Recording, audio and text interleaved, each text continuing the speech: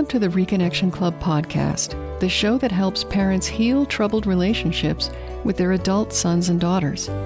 I'm your host, psychotherapist Tina Gilbertson. Each week, I'll offer you compassion, clarity, and personal development tips designed to help you reconnect, not only with your child, but with yourself. Now let's get started. I'm going to pick up right where I left off last time, discussing the letter I recently received from an estranged adult child. If you haven't heard part 1, please listen to that first, because without it, this might be hard to catch up with. I want to offer my heartfelt thanks again to the person who gave me permission to share their words about being estranged from their mom. And I should say that this person's experience is unique to them. Although there are aspects of their story that appear in other people's stories as well, it's a mistake to assume that your estranged adult child would view their estrangement exactly the same way. Please keep that in your pocket as you listen to both these episodes. All identifying information, including gender, has been stripped to protect the letter writer's privacy. And just like in part 1, I'll read a little bit, then stop and comment before continuing. We left off with the writer explaining that what happened in the past is not the reason for the continuing estrangement. They write, "The problem is that time and time again I have tried to share my experience of my childhood, and I have always been met with defensiveness and 'that's not true,' or 'I don't understand why you feel that way, that's not the way it was.' A constant invalidation of my experience." This is why I feel that validation should be front-page news for every parent, even if your child is not estranged or an adult. Validating others, that is, acknowledging and accepting the reality of their experience even when it doesn't match ours, reinforces our emotional bonds. When we let people know that we understand and care about what's true for them, they feel safer being close. Validation doesn't come naturally to most of us, including me. It's a skill we have to learn and practice. In conflict, it becomes a helpful counterweight to the human tendency to set the record straight. When someone says something that appears false, we reflexively disagree. This person's mother clearly remembers their childhood differently, and I talked about why that may be in the last episode, and how both perspectives can be true at the same time.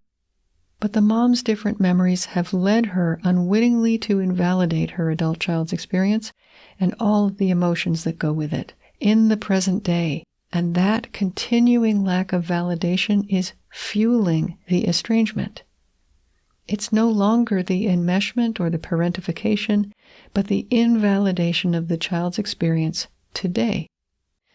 And so here's what happened. Recently, I just couldn't take it anymore and I cut off contact. It was one of the most difficult things I have ever done. I am pausing here to underline this because the fact that it is difficult to make this decision sometimes gets lost for parents in their own complex grief. This adult child views their own decision as one of the hardest things they've ever done. The pain of that decision for this person was presumably only slightly less than the pain of continuing to feel invalidated by someone so important to them. This is not an angry, selfish, entitled, social media influenced or mean person. This is a person who chose between themselves and the mother they love, who made an agonizing decision to separate for their well-being, for the time being. That's in line with all the research that's been done so far. Please don't ever assume that your estranged adult child took a careless or even gleeful approach to that decision. While there may be relief for them in being apart and new opportunities for learning and growth on both sides, estrangement from a parent per se is not something anyone celebrates. The writer next explains why they wanted to reach out to me.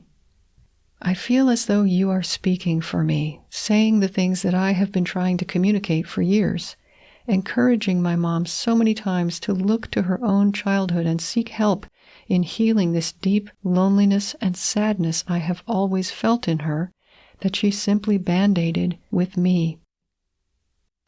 This person felt a deep loneliness and sadness in their mother. I realize it's impossible for us to know today whether this mom is or was consciously feeling lonely or sad, but we do know that children come into the world equipped with a nervous system that's ready to tune in to their parents. They're able to pick up signals their parents don't even realize they're sending. If children take guesses about how their parents are doing emotionally, they're probably in a better position than most to guess well. Parents sometimes tell me they've assured their adult children they're fine, and they don't understand why their children insist that they seek professional help or support for themselves. And what I often say to those parents is that the only sure way to convince your child that you're fine is to be fine. And that's not something we can put on like a coat. How we're really doing emanates from us. So being or becoming okay might be part of the work for some parents. Even when enmeshment is not part of the picture, unwillingly estranged parents have to be fit and ready emotionally to respond well to whatever the problem is. Estrangement is a relationship problem, but the foundation of the parent-child relationship is the parent's relationship with herself or himself. I wrote an article about personal healing for rejected parents that I'll link to in the show notes. If I could write just one article and share it with parents, it would be that one. The letter winds up, I know she only did her best. I know she loves me. But I also know that she has work to do and that I cannot do it for her. That even though I am giving 100% to my own healing, I am still only 50% of the relationship. I know that her reality is very different than mine, but I can accept that both of our realities can exist and be true at the same time. I hope she takes what she hears here to heart and learns to love and accept herself and heal those inner child wounds. And that's the end of the excerpts. I don't know whether this person's mother will listen to this, but I know that many parents who are listening will unfortunately hear those words, and in fact, the entire letter, as criticism.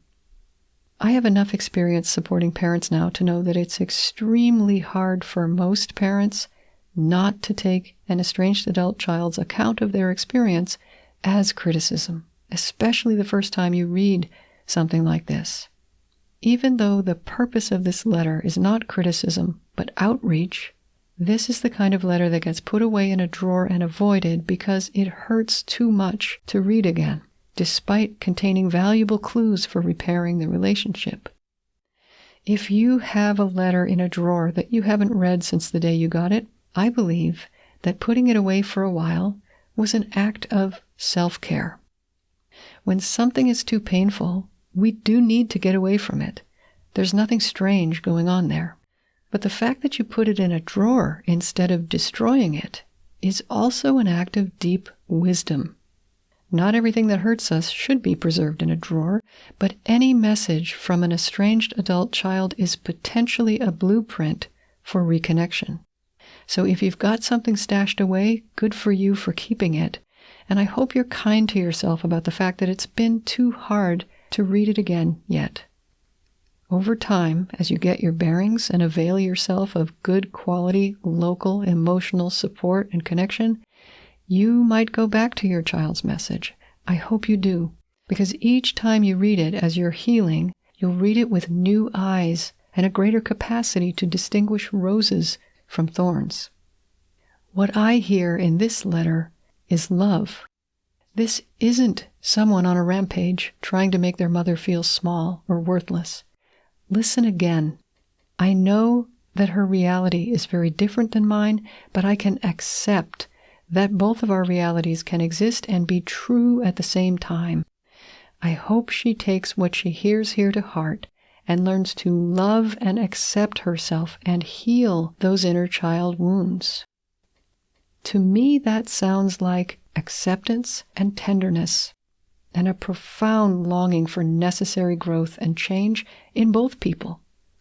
Far from wanting to remain estranged, it seems to me this writer would love for their mom to close the gap by addressing the source of any original sadness or loneliness that may remain today, and also by finding the strength to hold on to the truth of her own goodness and worth while validating her child's experience that was so different from hers.